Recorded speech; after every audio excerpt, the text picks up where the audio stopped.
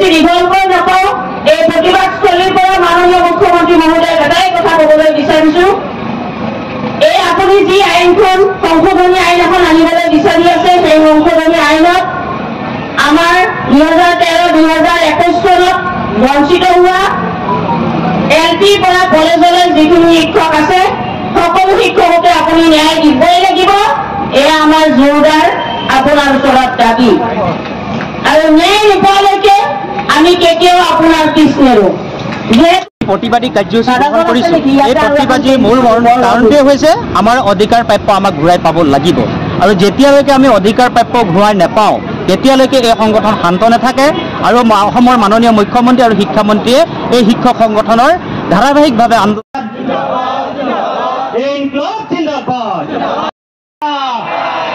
শিক্ষক সমাজ আজি ৰাজপথত শিক্ষক আজি জাগিছে এই জুই জ্বলিছে এই সংগ্ৰাম চলিছে ইনকলাব জিন্দাবাদ ইনকলাব জিন্দাবাদ বঞ্চিত শিক্ষক ব্যৱসায়ী সন্থা জিন্দাবাদ আমাৰ দাবী মানি ল'ব লাগিবই আমাৰ দাবী মানি ল'ব লাগিবই ইনকলাব জিন্দাবাদ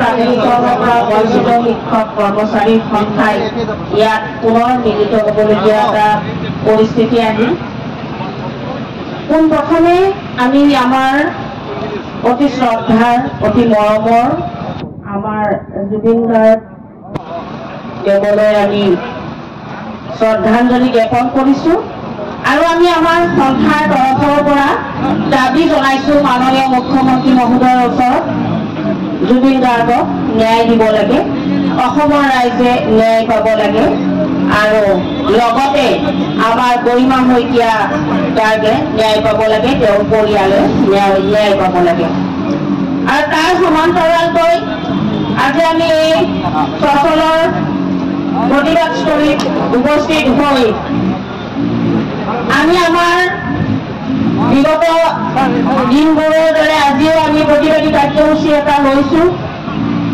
এইকাৰণে ল'বলগীয়া হৈছে এই বিজেপি চৰকাৰখনে আমাৰ কাৰণে এখন আইন আনি যিখন আইনক আমি 2021 চনৰ পৰা শিক্ষক হত্যাকাৰী আইন বুলি আমি অভিহিত কৰিছোঁ আৰু সেই শিক্ষক হত্যাকাৰী বিজেপি চৰকাৰে প্ৰস্তুত কৰা শিক্ষক হত্যাকাৰী আইনখনৰ কাৰণে আজি আমি এই বয়সত আমাৰ কৰ্মজীৱনৰ শেষ সময়তো আজি আমি ইয়াতে আমি আকৌ আন্দোলন কৰিবলগীয়া হৈছে আমি ৰাজপথত বহুত আন্দোলন কৰিলোঁ কিন্তু মাননীয় মুখ্যমন্ত্ৰী মহোদয়ে আমাক কেৰেক নকৰে সেয়ে বেছি দীঘলকৈ নকওঁ এই প্ৰতিবাদস্থলীৰ পৰা মাননীয় মুখ্যমন্ত্ৰী মহোদয়ে এটাই কথা ক'বলৈ বিচাৰিছোঁ এই আপুনি যি আইনখন সংশোধনী আইন এখন আনিবলৈ বিচাৰি আছে সেই সংশোধনী আইনত আমাৰ 2013-2021 চনত বঞ্চিত হোৱা এলপি পৰা কলেজলৈ যিখিনি শিক্ষক আছে সকলো শিক্ষককে আপুনি ন্যায় দিবই লাগিব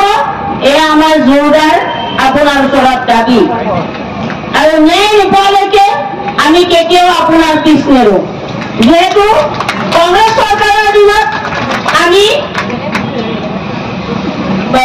কংগ্ৰেছ চৰকাৰে আমাক শিক্ষানুষ্ঠানত গৈ আমাক শিক্ষক হিচাপে নিযুক্তি দিছিলে আমি ৰিকগনাইজ হোৱা শিক্ষানুষ্ঠানৰ শিক্ষক আমি কংগ্ৰেছ পোৱা শিক্ষানুষ্ঠানৰ শিক্ষক সেইখিনি আমাৰ কংগ্ৰেছ চৰকাৰৰ দিনতে হৈছিলে আপুনি বেয়া পালে আমি ক'বই লাগিব আপুনি এতিয়া বেয়া পায় কিন্তু কংগ্ৰেছ চৰকাৰৰ দিনত আপুনিয়ে শিক্ষামন্ত্ৰী আছিলে আৰু বিজেপি চৰকাৰত আপুনি শিক্ষামন্ত্ৰী মুখ্যমন্ত্ৰী দুয়োটা পদ ল'লে কিন্তু তাৰ পিছতো আজি আমি এই বাৰ্ধক্য বয়সত ইমান কষ্ট কৰি আমি আহি ৰাজপথত থাকিবলগীয়া এটা অৱস্থা হৈছে গতিকে মাননীয় মুখ্যমন্ত্ৰী মহোদয়ক এটাই দাবী জনাইছোঁ এই প্ৰতিবাদস্থলীৰ পৰা আমাৰ ন্যায় আপুনি দিব লাগিব আৰু ন্যায় নিদিয়ালৈকে আমি আপোনাক কিন্তু নেৰোঁ আমাৰ এই প্ৰতিবাদস্থলীৰ পৰা মাননীয় মুখ্যমন্ত্ৰী মহোদয়ক এটাই কথা ক'ব বিচাৰিছোঁ যে আমি বহুবাৰ আন্দোলন কৰিলোঁ আন্দোলন কৰাৰ পাছতো আমি এতিয়ালৈকে ন্যায় পোৱা নাই বা মুখ্যমন্ত্ৰী মহোদয়ে আমাৰ এই কথাটো কোনো গুৰুত্ব দিয়া নাই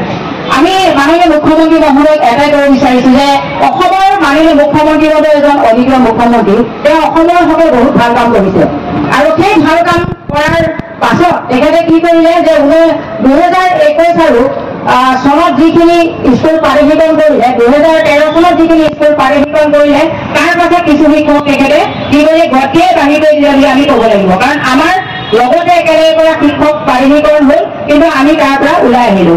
কোনো কাৰণ নাছিল, কিছু শিক্ষকক ছাত্ৰ ছাত্ৰীৰ লগতে তেওঁ বাঢ়ি কৰিলে, কাৰোবাৰ ডাইচ নাছিলে, কাৰোবাৰ ৰেট কম আছিলে, সৰু সৰু কিছুমান কথাৰ কাৰণে। গতিকে আমাৰ 2021 আৰু 13 আমাৰ পাৰিভিক্ত শিক্ষানুষ্ঠানৰ বঞ্চিত শিক্ষক অতি কমেও আমাৰ 4,500 মানে আছে। তাৰে বহু শিক্ষক মৃত্যুবৰণ কৰিছে, বহুতে ৰিটায়াৰ কৰিছে। গতিকে মাননীয় মুখ্যমন্ত্ৰী মহোদয়ে প্ৰচাৰ কৰি থাকোঁতে এদিন আমি শুনা পাইছিলো যে বঞ্চিতৰ কোনো সংজ্ঞা নাই, 2 লাখো হ'ব পাৰে। গতিকে আমি মাননীয় মুখ্যমন্ত্ৰী মহোদয়ক আজি এটি ছবি দেখুৱাব বিচাৰিছো যে আমাৰ প্ৰত্যেকজন কৰ্মৰত শিক্ষক আজি এই প্ৰতিবাদস্থলীত উপস্থিত আছে। এই প্ৰতিবাদস্থলীৰ পৰা আমি আপোনাক এটি নিৰ্দিষ্ট সংখ্যা দিম যে যিসকল শিক্ষকে এতিয়াও কাম কৰি আছে আৰু সেই শিক্ষকসকলক যাতে আপুনি ন্যায় দিয়ে। আমি এটা কথা শুনা পাইছো যে যিখন আইন আনিব সেই আইনখন অকল ভেঞ্চাৰৰ কাৰণে আনিব, ভেঞ্চাৰ কৰক, তাত আমাৰ আপত্তি নাই। কিন্তু আমিও ভেঞ্চাৰ, কাৰণ 2021 আৰু 13 পাৰিভিক্ত শিক্ষানুষ্ঠানবিলাকৰ সেই শিক্ষকসকলক পাৰিভীকৰণ কৰাৰ পাছত আমি কিন্তু তাৰ পৰা ৰৈ গলো। গতিকে আমাৰ কামটো মাননীয় মুখ্যমন্ত্ৰী, শিক্ষামন্ত্ৰী আৰু শিক্ষা বিভাগে প্ৰথম কৰিব লাগিব। কাৰণ আমি 25-30 বছৰে শিক্ষকসকলক পাঠদান কৰি থাকিলেও, শিক্ষকসকলে ছাত্ৰ ছাত্ৰীক পাঠদান কৰি থাকিলে, গতিকে এতিয়া আমি ক'ত যাম? আমিতো বেলেগ কাম কৰিব নোৱাৰো, কোনো আঁচনি নাপাওঁ, অৰুণোদয় নাপাওঁ। আৰু মাননীয় মুখ্যমন্ত্ৰী মহোদয় এটা কথা জনাব বিচাৰিছো, আপোনাৰ কল্যাণকামী যি অসমৰ যি ধাৰা, যি আঁচনিবিলাকত কিন্তু মই বকিলা দি থাকো আৰু সেই কামখিনি মই সমৰ্থন কৰোঁ।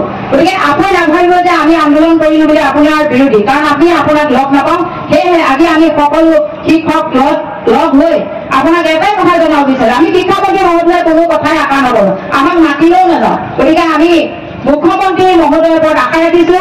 মুখ্যমন্ত্ৰী মহোদয় এজন মানৱদৰ্শী মুখ্যমন্ত্ৰী, আমি আশাবাদী। তথাপিও আমি এই একত্ৰিত হৈ এটাই জনাব বিচাৰিছো যে আমি মৃত্যুবৰণ কৰা নাই, আমি কামৰ পৰা কেতিয়াও হাৰ মানি যোৱা নাই। আমাক ন্যায় দিবই লাগিব আৰু আমাৰ পদবিলাক পাৰিভীকৰণ কৰিব লাগিব।